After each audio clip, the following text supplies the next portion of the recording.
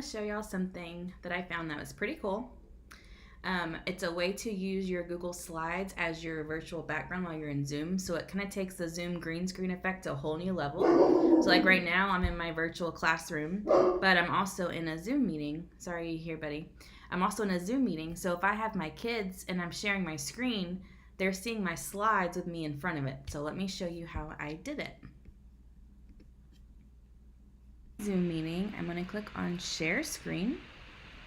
It comes up under basic, but we're going to click on advanced, and then you have slides as virtual background. I'm going to click on that and hit share.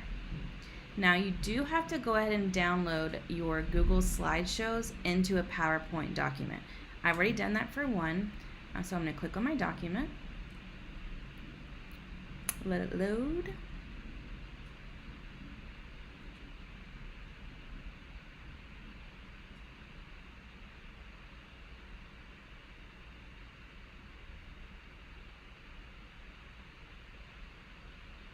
And now I'm in my video. You can see me in front of my slides.